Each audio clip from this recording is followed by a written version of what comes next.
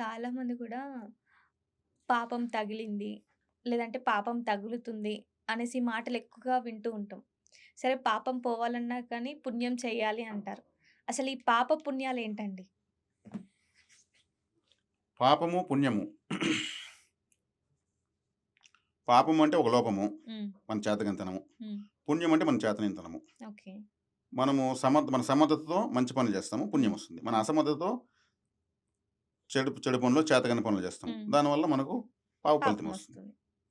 అంటే మనకు సులభమైనటువంటి ఒక భాషలో చెప్పుకుంటే ఇలా చెప్పుకోవచ్చు. హ్మ్. ఇంకా ఎన్నో గొప్ప అర్థాలొస్తాయి. ఇక్కడొచ్చేకాడికి మనం అట్లా తీసుకుంటే మనకు ఒక చిన్న కథ రూపంలో చెప్పుకుందాం. ఓకే. పాపం గురించి, పుణ్యం గురించి. హ్మ్. ఒక చిన్న ఒక రాజ్యం ఉండేది. ఒక హ్మ్. ప్రాచీన కాలంలో ఒక చిన్న రాజ్యము. హ్మ్. ఆ రాజ్యానికి రాజు తన రాజ్యానికి ఎవరొచ్చినా కడుపునిండా భోజనం పెట్టి అన్నదానం చేసేవాడు. హ్మ్. అంటే అతిథులుగా వచ్చినటువంటి వాళ్ళు. బయట రాజ్యాల నుంచి వచ్చిన వాళ్ళు కావచ్చు, అతిథులు కావచ్చు. హ్మ్. ఎంతమందొచ్చినా భోజనం పెట్టేవాడు. హ్మ్. అప్పట్లో ఆహ్, తోటల్లో, బహిరంగ ప్రదేశాల్లో పాత్రలు పెట్టి చెట్ల కిందంతా చేసేవాళ్ళు. హ్మ్. ఏంది వంటలు. ఇప్పుడులాగా ఏమి అపార్ట్‌మెంట్‌లేమి లేవు గదా! అలా చేస్తూ ఉంటే ఆయనకు మంచి పేరుండింది. హ్మ్. ఎంతోమంది ఆకలి తెచ్చుకొని రాజుగారిని ఆశీర్వదించి సంతోషంగా వెళ్ళేవాళ్ళు. హ్మ్. ఒకరోజు ఏమైంది, ఒక పెద్ద గద్ద ఒకటి దానికి ఆకలేసి ఒక పెద్ద సర్పాన్ని ఎత్తుకొని ఎళ్తా ఉంది ఆకాశంలో. ఓకే. ఆ సర్పం గూడా బలమైందే. హ్మ్. అది తనను తాను రక్షించుకునే దాని కోసము ఆ గద్ద నుంచి విడిపించుకోవడానికి ఇట్ల తిరిగి, అట్ల తిరిగి, అటు తిరిగి అది విషాన్ని దాని పైకి కక్కింది. హ్మ్. గద్దకు పైకి పోకుండా అదొచ్చి వీళ్ళు వండుతున్నట్టు ఆహారంలో పడింది. హ్మ్. సరే అవెట్లో ఎళ్ళిపోయినాయి. హ్మ్. ఈ పడింది వీళ్ళు చూసుకోలేదు. ఓకే. వండారు, పెట్టారు. ఆ తిన్నదంతా అందరూ చనిపోయారు. హ్మ్. విషం తింటే ఇంకేం బతుకుతారా? చనిపోయారు. అవునండి. సరే ఇది రాజుగారు విచారణకు ఆదేశించారు. హ్మ్. ఏం జరిగింది? ఈరోజు వంట వాళ్ళెవరు? కొత్త వాళ్ళెవరైనా వచ్చారా? హ్మ్. పాత వాళ్ళుంటే చేరు. లేదు ఎవరైనా అపరిచిత వ్యక్తులు అక్కడొచ్చి సంచరించారా? హ్మ్. మన యొక్క కీర్తి ప్రతిష్టను దెబ్బతీయడానికి హ్మ్. అనేది శత్రువులు గూడా కుట్ర పన్నుండొచ్చు. హ్మ్. అతిథులు భోంచేసానికి వచ్చినట్టు వచ్చి అపకీర్తి ఈయన విచారణకు ఆదేశించాడు. సరే ఆ మరుసటి రోజు కొంతమంది భోజనం చేద్దామని వచ్చారు. హ్మ్. ఆ ఊర్లోకో, రాజ్యంలోకొచ్చారు. వాళ్ళు అడ్రెస్ అడిగారు. ఇక్కడ రాజుగారు ఇక్కడ భోజనాలు పెడుతున్నారంట హ్మ్. అని కొంతమంది అడిగితే వాళ్ళేం చెప్పారు, "అయ్యో! వద్దొద్దు. నిన్ననే 100 మంది చనిపోయారు. హ్మ్. మీరక్కడికెళ్ళి విషం ఉండింది దాంట్లో. మీరు వెళ్లి చేయొద్దండి. రాజుగారు ఇంత పని చేశారు." హ్మ్. అని చెప్పి అయ్యో! ఆకలిగా ఉంటే ఈరోజు లేకపోతే రేపు తింటాము. ప్రాణాలు ఇంపార్టెంటు. మాకు తెలియకుండా వచ్చినామని వాళ్ళెళ్ళిపోయారు. ఓకే. ఇప్పుడు దేవుడికి, హ్మ్. సరే శివుడికి అనుకుందాం. ఇప్పుడు ఈ 100 మంది చనిపోయారు. హ్మ్. అక్కడొక పాపం తయారైంది. హ్మ్. ఇది ఎవరి అకౌంట్‌లో ఎయాలి? ఎవరి అకౌంట్‌లో ఎయాలి ఇప్పుడు? గద్ద అకౌంట్‌లో ఎసేదానికి లేదు. హ్మ్. అది దాని యొక్క ఆహారమే తీసుకెళ్తా ఉంది. తీసుకెళ్తుంది. పాము అకౌంట్‌లో వేసేదానికి లేదు. అది దాన్ని తాను రక్షించుకునే దాని కోసమే దాని సహజ లక్షణం అది విషానికెక్కింది. అవును. వంట వాళ్ళ పైన ఎసేదానికి లేదు. హ్మ్. వాళ్ళు గద్దకు, పాముకు ఫోను చేసి మీరు విషమేయండి అని చెప్పలేదు. చెప్పలేదు. తిన్న వాళ్ళది తప్పు లేదు. ఆకలికొచ్చారు ఆకలిగొచ్చారు తిన్నారు. తిన్నారు. రాజుది తప్పు లేదు. ప్రతిరోజు అన్నదానం చేస్తున్నాడు. హ్మ్. మరిప్పుడు ఈ చనిపోయేది మాత్రం చనిపోయారు. హ్మ్. ఈ పాపము ఎవరి అకౌంట్‌లో ఎళ్ళాలి? ఇప్పుడు మీరు చెప్పండి చూద్దాం. మీ పరిజ్ఞానానికి వదులుతున్నాం. పాపమైతే జరిగింది. అవునవును. చనిపోవడం పాపం. హ్మ్. ఇక్కడ ఎవరైనా తప్పు చేశారంటే ఇప్పటి వరకు మనం మాట్లాడుకున్నోళ్ళు ఎవరు తప్పు ఎవరు చేయలేదు. తప్పు చేయలేదు. ఎవరి పని వాళ్ళు కానీ ఇప్పుడు చేశారు. ఇదొచ్చి ఈ పాపం అనేటువంటి ఒక ఎనర్జీ వచ్చి తనకి నిలుచుకుంది. ఇది హ్మ్. ఎవరి అకౌంట్‌లో ఒకరి అకౌంట్‌లో వేయాలి దీన్ని. హ్మ్. వర్చువల్‌గా ఉంది. మరి ఎవరి అకౌంట్‌లో వేయాలి ఇప్పుడు? అందరికి సమానంగా రావాలి. ఎట్లా సమానంగా వస్తుంది? తప్పు చేయనోళ్ళు దాంట్లో సమానంగా ఎట్లేస్తారు? తప్పే చేయని వాళ్ళకి అసలు ఒక్క పర్సెంట్ కూడా ఇచ్చేదానికి లేదు. అంటే ఒకరి వల్ల ఇంకొకరికి ఒకరి నష్టం వల్ల జరిగింది. నష్టం ఎవరికి జరిగింది? చన్ ఆహ్, తప్పు చేసుంటే ఒకరి హ్మ్. వల్ల ఒకరికవుతుంది. హ్మ్.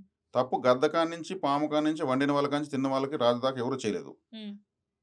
చెయ్యని తప్పుకు శిక్ష అనుభవించాల్సిన అవసరం లేదు. ఓకే. మరి ఎవరి అకౌంట్‌లో వేయాలంటే ఎవరికీ రాదు పాపం. వస్తుంది. ఇక్కడ గూడా వస్తుంది. వస్తుంది. ఓకే. ఎవరైతే మరుసటి రోజొచ్చి హ్మ్. భోజనం ఎక్కడో పెడుతున్నారు ఆకలితో వచ్చారో హ్మ్. వాళ్ళకు హ్మ్. ముందు వెనక ఆలోచించకుండా, అయ్యా! మీరక్కడికి వెళ్తే రాజు విషం పెట్టి చంపేస్తాడు అని చెప్పి పంపించేసాడు వెనక్కి వాళ్ళ అకౌంట్‌లో ఏసాడు దేవుడు. ఓకే. రాజు వేసింది చూసారా వీళ్ళు? లేదు. వంటోళ్ళేసింది చూసారా? లేదు. అంటే మంచి చెడ్డ ఆలోచించకుండా వీళ్ళేం చేశారు ఆకలితో ఉన్నవాడిని వెనక్కి పంపించారు. హ్మ్. అన్నం పరబ్రహ్మ స్వరూపం. వాళ్ళ అకౌంట్‌లో ఏసారు. ఓకే. అందుకే తెలిసి తెలిసి తెలియకుండా తెలియక. టకామని జడ్జిమెంట్ చేయకూడదు. ఓకే. సో, ఇది వింటే డెఫినెట్‌గా ఎవరు ఇంకా జడ్జ్‌మెంట్ చేయరు. అంటే ఎవరిని కూడా మనం టకామని విమర్శించకూడదు. హ్మ్. ఒక వాళ్ళ వ్యక్తి ఒక మిస్టేక్ ఉందో లేదో ఆ! ఒక తెలుసుకోకుండా. వ్యక్తి ఒక తప్పు చేశాడంటే, ఏ పరిస్థితిలో చేశాడో హ్మ్. అని ఆలోచించాలి గాని, ఆ వెంటనే వాడిని దుర్మార్గుడు అనకూడదు. అసలు చేసాడా లేదా ఫస్ట్ అది తెలుసుకోవాలి. ఓకే. అర్థమైందా? కాబట్టి ఇక్కడొచ్చేకాడికి ఈ పాపము, పుణ్యం అనే దాంట్లో ధర్మ సంఘటనలుంటాయి. హ్మ్. టకామని ఎవరు కూడా ఇప్పుడు ఈ కాలంలో మరీ ఎక్కువైపోతుంది. అవునండి. సంబంధం లేని విషయాలకు ఎవరినో తిట్టేయడము, హ్మ్. ఎవరినో కామెంట్ చేసడం. మరి సోషల్ మీడియా ప్రభావం ఎక్కువైపోతుంది. అవునండి. పెద్దవాళ్ళైనా సరే ఒక చిన్న షార్ట్ వీడియో వదిలేస్తారు. హ్మ్. నువ్వు రా తేల్చుకుందాం. నువ్వెంత నీదంత అదంత అంత అవసరం ఏముంది? ఎవరికీ లేదు. ఎవరిని తిట్టే హక్కు ఎవరికీ లేదు. అవునండి. అది ఏ కేటగరీ అయినా సరే. హ్మ్. పాపం, పుణ్యం ఎరగండి అని పెద్దవాళ్ళు అనేవాళ్ళు అప్పట్లో. హ్మ్. మంచి చెడ్డ తెలుసుకొని మాట్లాడండి అనేవాళ్ళు. నీకు చెడ్డదనిపిస్తుంది. దాని వెనక కారణం ఏమై ఉంటుంది? లోతుగా ఆలోచించాలి. హ్మ్. అసలు నువ్వు ఆలోచించనే వద్దు. అంటే నువ్వు పట్టించుకునే వద్దు. నీ పనే నువ్వు చూసుకో. ఓకే. అప్పుడు ఏ సమస్య లేదు కదా! అవునండి. మరి పాపాలు, పుణ్యాలు ఎట్లా తయారవుతున్నాయో చూసారు కదా! మనకి తెలియకుండానే సో, వేరే అంటే వాళ్ళ ద్వారా లేదంటే మనమే నోరు జారడం. ఎంతో పరిణతి, పరిజ్ఞానము, హ్మ్. ప్రజ్ఞత, విజ్ఞత, సభ్యత లాంటివెన్నో లేయర్స్ మన బాడీలో తయారైతే ఓకే. ఆ స్థితప్రజ్ఞత వస్తుంది. హ్మ్. లేదంటే దుడుకుగా ఎవరుంటే వాళ్ళని ఏది పడితే అది అనేయడము. హ్మ్. ఆడంత ఈడంత అసలు నువ్వెంతసలు? అవును. ఎవడో పనికిమాలినోడు. నువ్వు గొప్పోడివా? లేదు. ఎందుకు? అంటే మాటను వృధా చేస్తున్నారు. హ్మ్. నోట జారిన మాట, నేల ఒలికిన పాలు, హ్మ్. గడిచిన క్షణము, విడిచిన బాణము హ్మ్. తిరిగి రావు. ఓకే. మళ్ళీ దానికి ఇంగ్లీష్‌లో క్షమాపణలు. సారీ. సారీ. అయిపోతుంది అక్కడికి. ఈ ఇంగ్లీష్ క్షమాపణలు ఎక్కువైపోతున్నాయి. ఇక్కడ పరిజ్ఞానం ఏముంది? పరిపక్వత ఏముందసలు? హ్మ్. ఇలా ఆలోచించుకుంటూ వెళ్తే, మనము ఎవరినో తిట్టే మాటల్ని, మనం మన గురించి ఉద్ధరించుకునేదానికి ఆలోచించుకోవచ్చు. ఓకే. ఇప్పుడు ఒక వ్యక్తి చనిపోవాలనుకుంటాడు. తనది కరెక్ట్ అనిపిస్తుంది. హ్మ్. సూసైడ్ చేసుకునేది కరెక్ట్ అనిపిస్తుంది. హ్మ్. కానీ దానికి చాలా ధైర్యం గావాలి. చనిపోవాలంటే. ఎంతో ధైర్యం ఉంటే గాని తనను తాను చంపుకోలేడు. హ్మ్. ఆ ధైర్యాన్ని బతకడానికి గాని మార్చి డైవర్ట్ చేస్తే వాడికి మించి బతికేవాడు లేడు. ఓకే. ఆ లాజిక్ తెలియకుండా, చెప్పించేవాళ్ళు లేకుండా ఇలా సూసైడ్ చేసుకుంటున్నారు.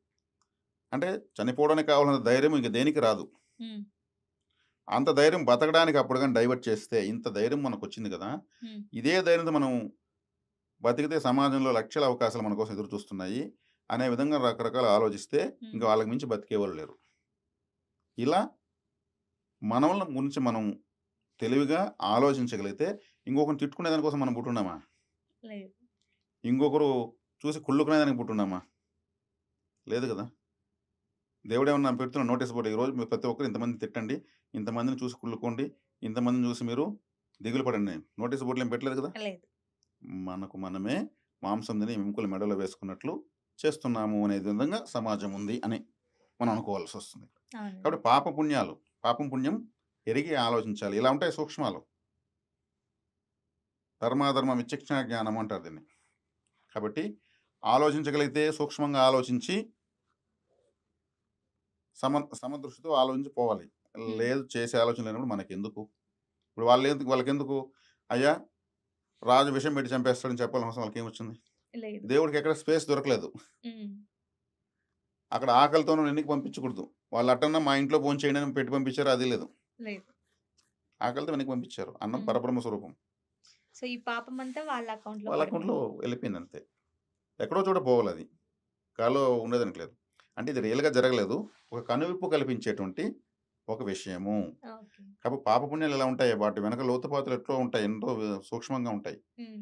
కాబట్టి మనం తెలిసి తెలియకుండా ఏదంటే అది మాట్లాడకూడదు. ఒకరిని నిందించడం అందుకే పరనింద పరమ పరమ పాపం, పరమ దోషం అంటారు. ఓకే. నిందించకూడదు అని. నిజంగా తప్పు చేసుంటే అతనికే అవుతుంది. మంచి చేసుంటే అతనికే అవుతుంది. మనకేమొస్తుంది?